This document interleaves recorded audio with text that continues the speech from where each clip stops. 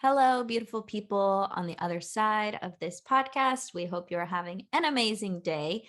And it's just Lindsay and I, your homegirls, here today to chat about questions that will help make your life better, specifically questions that you can ask yourself during certain times, questions that are super beneficial and bring a lot of clarity, awareness, consciousness, elevation, healing. And I'm going to say clarity again for emphasis because they will bring a lot of clarity and motivation to your life. So, Lindsay, how you doing? I'm great. I'm excited for this topic. I think we as a couple are always looking for ways, couple of girls always looking for ways to help you connect to yourself and discover more about yourself. And as I always say, you're never going to regret knowing yourself or learning more and just create that simple path to evolution. So I'm excited. Let's get soul led today. Yeah. I think asking yourself the important questions in life helps because it gives you your own personal roadmap to getting to where you want to go, feeling how you want to feel, and crafting a life that feels really exciting, juicy, and authentic to your personal values. I don't know why, but whenever people desires. say the word juicy, I just cringe a little bit. I think it's the same. You know how people hate to hear the word like moist? I'm so sorry for everybody that hates that word. But for me, the word juicy is like, I love it.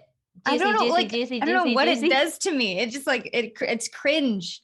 What is the word? I wonder if there's a word that we could say instead. Not that you should say juicy, but like that I could say instead. Like, I like the word potent.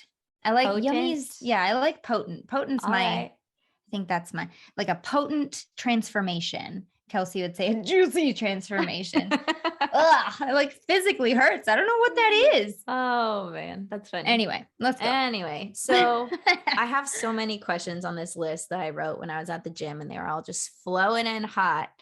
But I think I'm going to start with like the basics and then we'll work up from there and we'll just like chat about each one and kind of dive deeper. So the more obvious places to start when it comes to self-inquiry and questions that are super beneficial is asking yourself, what do I want? What do you want to get out of this life? What do you want to experience next? What do you want to create? How do you want to feel? And then the follow-up question to that would always be, why do you want it?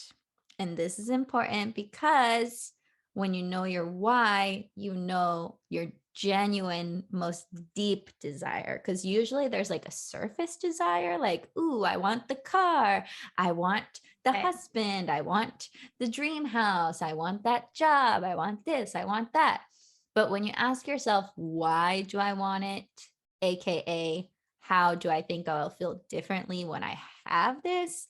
Then you get down to the nitty gritty, genuine desire of the feelings that you're after. And once you know the feelings that you're after, you can go for those directly without having to have that thing first. And it's a manifestation hack because then you become a vibrational match to what you're asking for. Linz, so thoughts? Lindsay, go. So I think it would be fun to maybe not necessarily give an example, but let's walk people through it real quick. So like all the listeners, think of something that you want for probably the first thing that pops in your head because it's the thing you've been thinking about the most. And then we'll play around with it. Yeah. Yes. So think of the first thing that comes to your head. What do you want? I know I got mine. Kelsey, you got yours? Okay. Yeah. And now we're going to think of why do I want this thing? And it may not come right away. You might possibly be rationalizing or, using logical thinking, but just kind of feel around and see what comes up for you. Usually, again, it's probably the first thing that comes up. So just take a second. Why do you want it? How will you feel?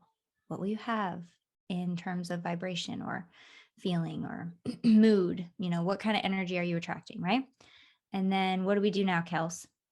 Well, I do want to give an example to go deeper into this. I knew it. And I'm going to give like a funny one that I'm currently working with. Okay. So for years and years, I've always entered to win an HGTV dream home because I just think it'd be so epic to win a house. I'm like, how fun would that be? Right. And they're always in different places and different themes and yada, yada, whatever. And you also win all the property taxes. Yay. Just Yeah, kidding. but they give Sorry. you money for that now. So that's Oh, they taken care of. do? Yeah, you also win cash to pay for the Oh, property that's taxes. great. Yeah, See, because okay. people were winning and then they couldn't Mhm. afford the taxes and then they couldn't live in the house. They're like going and- bankrupt. Yeah, and they were like, what the fuck? I can't even live in this house that I won. So some guy sued them and now everybody wins money also. They better. Okay, keep going. I like it so far. So, okay. So when you were asking the question, what do I want? I want to win a house. I think it would be so fun. I think it'd be so epic. I think it'd be such a great story to tell. And the reason why is because it would make me feel like a winner, like a winner, right? It would make me feel excited, surprised. It would make me feel like I just landed into a windfall of wealth added to my life. It would make me feel like a provider for my whole family. Like, oh, I won us this vacation house that we can all go to and have fun at. It would make me feel like I have a new project because probably I want to change a bunch of things about it because I'm really particular.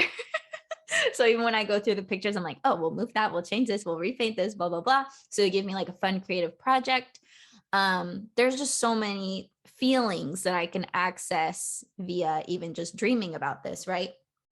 So for me, that would be like the surface desire is like the house, and then the genuine desire is all of those feelings that would accompany winning the house. So then once you have that information, the question then becomes, how can I experience more of those feelings now? So for me personally, to stick with the example, feeling like a winner, I mean, I feel like a winner when I do like gratitude of everything that I have in my life. Like, wow. And by the way, this doesn't really matter. I mean, it kind of does, but just so you are moving into a brand new house at the end of the month. So I already am a winner, but I'm it might be easy house. for you to access these feelings because you're literally moving at the end of the month into a new house. I am going to have the project and I am going to be a provider and I am going to have my first dream house.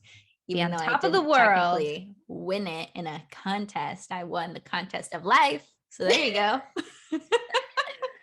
I love it.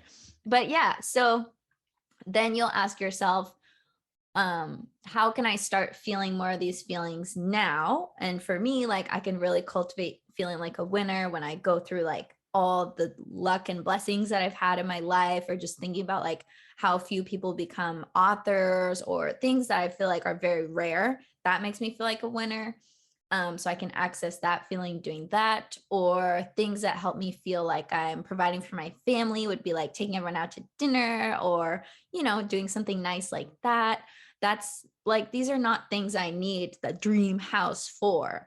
I can access all of these feelings at any moment now. And then I become more of a vibrational match to manifesting the house. And at that point, it's just like a cherry on top because you don't need the manifestation to happen in order to access those feelings. Because a lot of times we use our desires and manifestations as a condition that needs to be in place before we give ourselves permission to feel how we want to feel, right? Like I'm going to withhold the feeling of abundance until I have $12 million in my bank account. That's not actually energetically very beneficial or going to help you in the long run, right? So we do this all the time.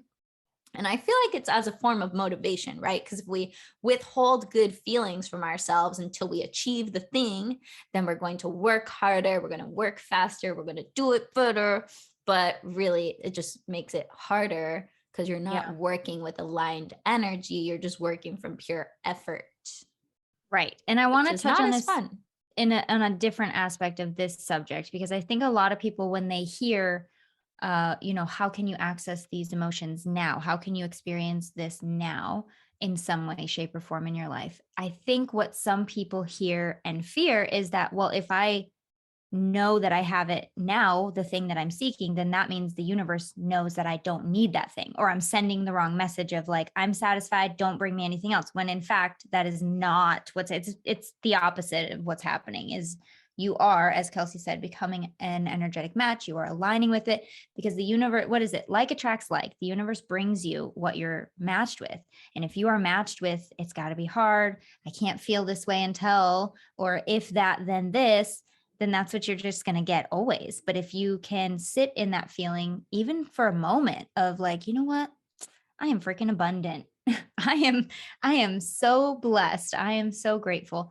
Then the universe will just write down everything you're thinking. Okay, bring her more of this, please. It's just how it works. And I know that's how it can feel sometimes, because when I hear, or when I try to get into that space of like, how do I have it already? I even get that little, oh, what if I'm sending the wrong message if like I don't need it anymore? So I just wanted to touch on that for people that are thinking that way. I have to talk myself out of it too. And hopefully that helps, because it's really the opposite and you're doing great. You're doing great. Yeah, that's a good point of resistance to bring up.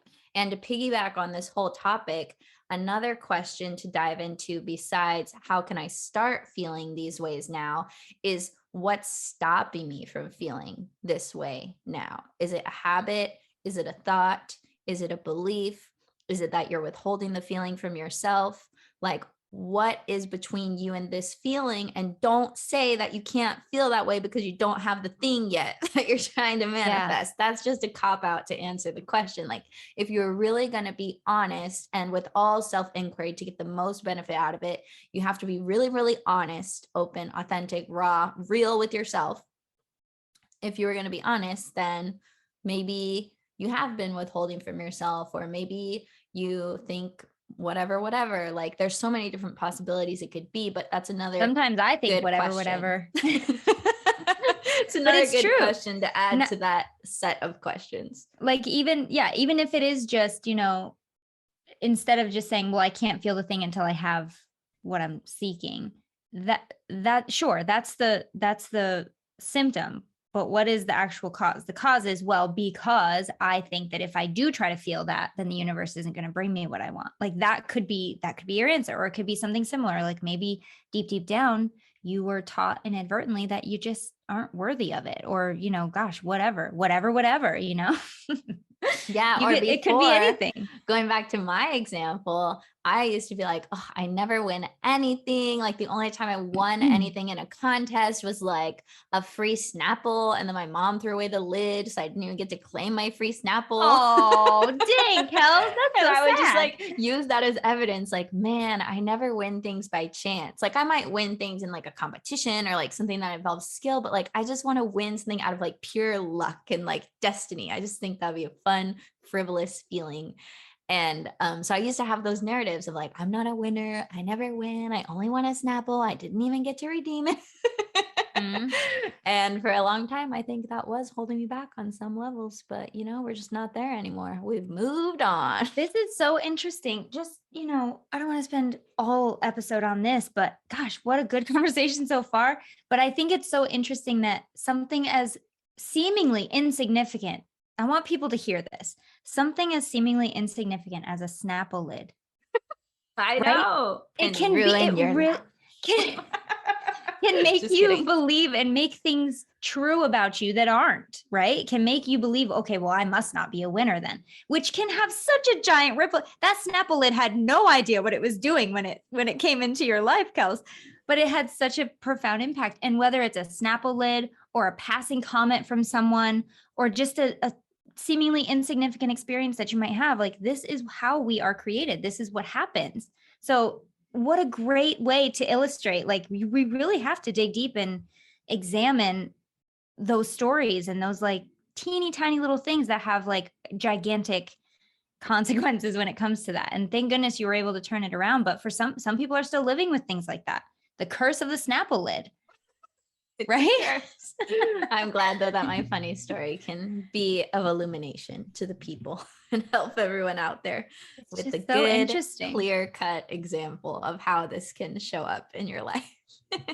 Wow. Oh, that was great. Okay, should we move on to the next set of questions?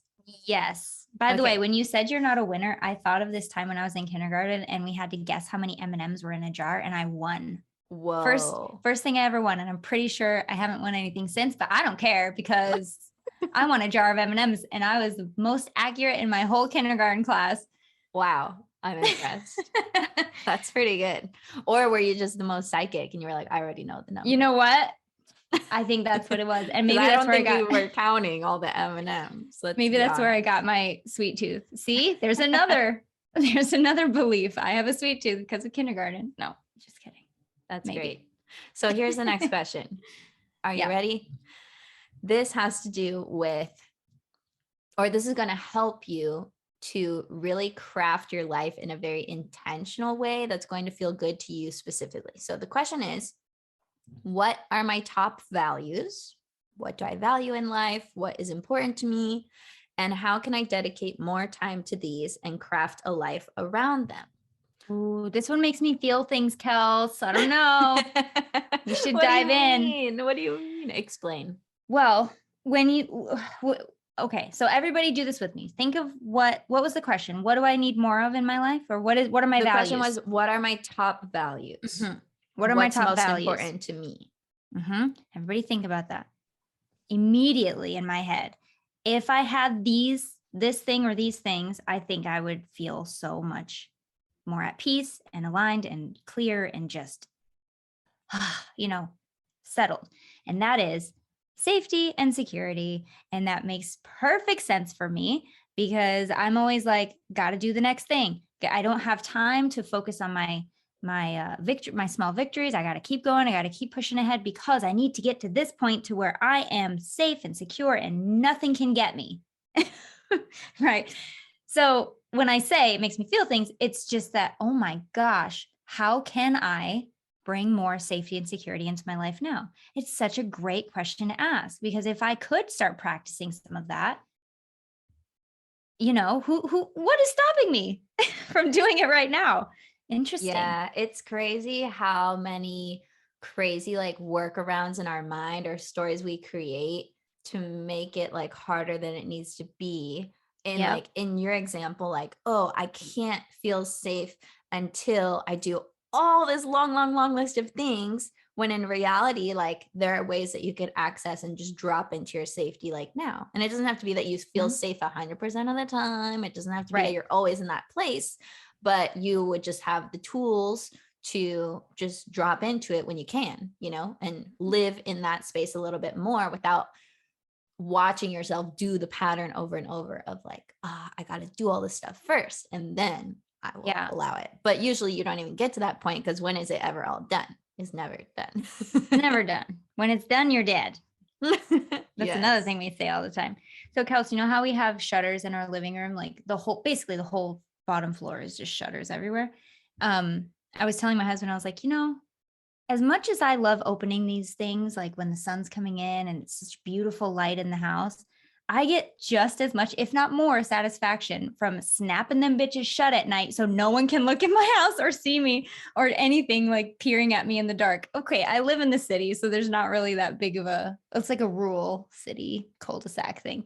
So there's not like, I'm not like in the woods where like you can have like a wild animal, but it does feel very nice. It feels very safe and secure for me to just be able to sit in a big open space and know that it's basically like a cage, right? I don't know Yeah, why. well, it sounds like having privacy is something that leads you to feeling more safe, which I'm Yes, sure is true knowing for a lot of that, people. yeah, knowing that I do have that. Absolutely. Yeah. Yeah. So I know I've said this on the show before, but it's worth saying again, especially if you're tuning in for the first time. One of the easiest ways to identify your values is to literally just Google like human values or top Yeah. values that people have and get a sheet. There's lots of sheets that just list them out and then go through and label each one how important it is to you on a scale from 0 to 10. And then every value that you've labeled like 8, 9, or 10, you can go back through and circle and you realize, oh, okay, these are my top ones. Because sometimes it's hard to identify your values just straight off the top of your head. But when you see it on a list, you're like, oh, that's me. Like that resonates with me. Yeah. So I that's a actually really use a good sheet one. like this with my clients. And I also have one that's called it's like a questionnaire who I am. So it's kind of like values, but values is just a part of it. It's on a scale of 1 to 4, how important certain things are you, like your reputation, the place you live, things like that.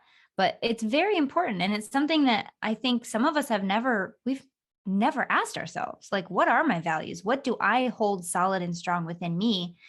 And what do I let other people tell me are my values, especially now, like we have so many people screaming and shouting about what they believe, but like, do you really, or are you just repeating what society's telling you to say? You know what I mean? And there's no Right. right or wrong answer. It's just be clear with what's going on with you, you know?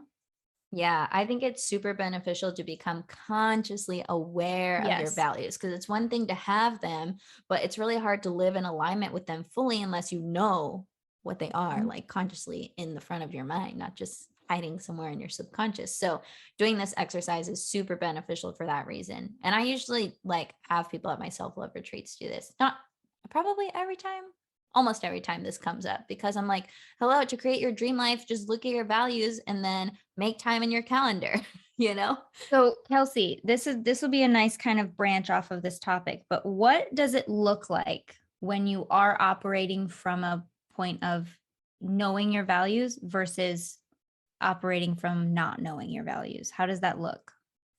I think it's just harder to navigate your life and go directly towards feeling good when you're not sure exactly what you do value. Yeah. Because when you know, like, for example, if you know that you value community, you can start Sunday Hey, dinners with your Kelsey. friends. If you know that you value um, organization, you can make sure that your house is fairly organized to your liking. If you know that you value um, financial freedom, you can create a business to work towards that. But if you don't know that you value these things, you Yeah. might be doing them because you like doing them, or you might not realize how you can incorporate it more into your life. And that's when you would ask yourself the next question after you figure out what you value, like, how can I add more of this to my life? Or what's taking away from these values? Or how am I not living in alignment with these values? And I think Yeah. a good example of that would be going back to the example that you're giving about other people, and especially these days, how people are so polarized and people are advocating for one thing, but in the way that they do it, they're actually going against what they say that they value. And I think a lot of people don't even realize that they're No, doing that, which is the crazy part. I know. It's more important, I think, than ever to be very clear on where you stand and what you believe, and know that you are not wrong for believing. And listen, I'm speaking to all political parties, I'm speaking to friggin' everyone. And I don't agree with everyone, but do I allow them to believe what they want? Absolutely. Just know what you believe. And just know. So what I believe it looks like, the hard part about not knowing your values, I think, is not knowing why you feel shitty sometimes, right? Right. It's so important to know, just as important as it is to know how good things feel and what makes you feel good, it is just, if not even more important, to know when you are not feeling great and why, which is why we always talk about asking yourself these questions, sitting in the feelings, really discovering about it. But it's like having an allergic reaction and having no idea what it could be. Like, what did I eat? What's going on here? Or some, you have to, what do they call it? Adjust your diet. They call it like testing out your allergies by taking one thing out and adding one thing in and just doing it slowly. So it can be way easier than that. Just find one of the worksheets that we mentioned, and just, if you're having trouble, but most of us will know at least one or two things that will come to mind of what we value. And that way, not only will you know what makes you feel good, but you will know why you don't feel good. And you're right, Kel. Like, I think it was beautiful how you said, like, it's just so much harder to navigate without those two crucial bits of information. You're like on a life raft in the middle of the ocean and a storm's coming. So you better find something to hold on to. It's so much easier, you know?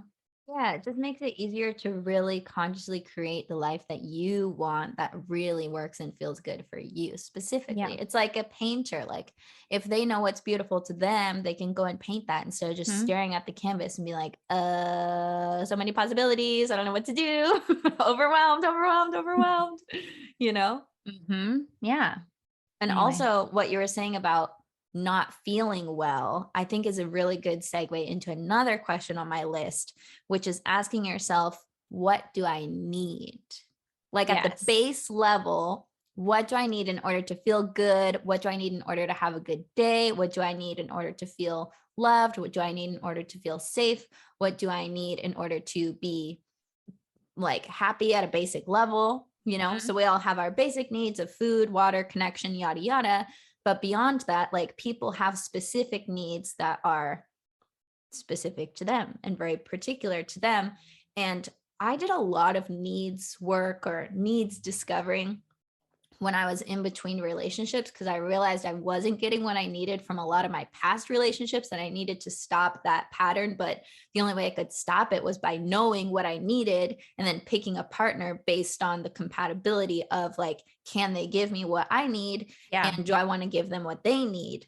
So that was for me, like my personal journey with needs, but I think anyone can do it at any time, because knowing these needs and then going after them in a very direct, conscious way is one, very self-loving, and two, it's going to support you in all the ways so that you don't become a manipulative person or an energy vampire or someone who's unaware of their needs and then goes about getting them in indirect or maybe mischievous or harmful ways, because you will get your needs met consciously or unconsciously. So Yeah. you're much safer of a person. And I would say, quote unquote, a better version, a better person, if you are conscious about your needs and you can go for them in more direct ways. Love it. That's my spiel. I like that. Because if we want to talk about manipulation real quick, usually people who are really manipulative, they don't know how to get what they need. So they have to manipulate in order to get what they need. Yep. So if you don't want to be that person, then I would suggest finding out what you need and resourcing yourself. So if you're someone who needs to grieve after something bad, like join a group that can support you in that. If you're someone who needs to eat really clean in order to feel good, like, okay, let's cut the pasta. If you're someone who needs a lot of one-on-one attention in school, like you can ask for that. So I think it's just knowing and then advocating for your own needs. And then here's something that every single person needs. I'm going to lay it on thick right now. Every single person listening and not listening to this needs to give themselves permission to acknowledge their needs. Yes. Amen. Yeah, that's a piece that I think just needs to be said. Sometimes we're like, well, I feel like I need to, but I can't let myself because blah, blah, blah, blah, blah. Like, no, you can and you should. Well, here's the truth of why you should, because you can't unneed what you need. Yes. If you need it, it has to be fulfilled. Otherwise, you will be miserable or in danger. So you owe it to yourself to figure out what those needs are and resource yourself in the best way that is available to you. Give yourself permission to just what is the word? To address your needs, to tend to your needs, to validate listen, them, discover them, fulfill them, all of it. I need Taco Bell. So, no, you don't. No, I don't. I really don't. I don't even like Taco Bell. I don't know why I said that. But insert guilty pleasure here. You did need a snack before we started. So I did need a snack break, and I needed to pee, so we took a pee break. We got all ready for you guys. How many? I just want to put this like a little interjection in here. How many questions are on that list, Kels? Just say the number. I don't know. Have you counted? At least like 20. Okay, listen, people. We're not going to have enough time to do all of these, but I will say we will do more. True or false, Kels? We're going to do more in the Patreon. And we might even make this, I think we should type this up and make it like a freebie for Patreon people. That's a great idea. And I was thinking we should do like a part 2 later when we do another solo episode. Yeah. So if you guys want to hear more, then I would recommend subscribing wherever you guys listen, because then when we do it, because it probably wouldn't be for a couple weeks, whenever the next part 2 airs, then you guys can hear that part 2. Get them before part two by being a Patreon patron on Patreon/high5. Love it. How many times can I say Patreon? Let's guess. I don't know. Okay. So let's move. Do you want to do another one? Yeah. Let's give us a really juicy one. Okay, I'm going to go down into like the resistance releasing ones on my list. Okay. So these are the questions where you have to be really honest with yourself, but also very gentle with yourself once you discover the answer. These are not questions for you to use to blame yourself or shame yourself. This is simply for the purpose of illuminating information that is going to be beneficial for you, assuming that you take action on it. Okay. So the first question is, what's been holding me back from going for what I want? And this could be a story you're telling yourself, something bad that happened to you in the past, a limiting belief, a fear that you have, just the unwillingness to change a habit. This could be literally anything, but usually it's going to be tied to yourself because we hold ourselves back a lot. So what's been holding me back from going for what I want? Lindsay, do you have an example? I'm going to share an example Okay, too. so yeah, I mean, yeah. I mean, I guess I cop out easy by saying, well, I am going for what I want, but I only do like the hardest thing possible. So a question maybe could be, how do I make it harder than it needs to be? Or that is definitely for me a form of holding myself back, because it does not need to be so difficult, Lindsay. But I think the reason that I do that is possibly fear of like, if it's easy, then it must not be sustainable, which is always my like deepest fear, which is not, That's interesting.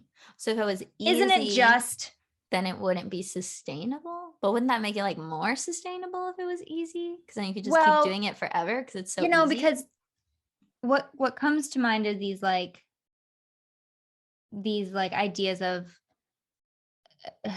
like, if it's easy, it must be cheap. If it's easy, then it's like a flash in the pan. Sustainable transformation or progress should be long and arduous. That is full subconscious streaming right there. Like, I don't love that, but I know that's what's going on. Now listen, to be clear, I'm a hypnotherapist, and my work by design is way quicker than normal therapy. Like, I do this work, not just the mindset stuff, but the idea that it can be quick, that it can be easy, that it can feel easy. It's just way easier to help other people see that. Ain't it though? I find that healers are always healing themselves through working with their clients. So I think you're not alone in that struggle, for sure.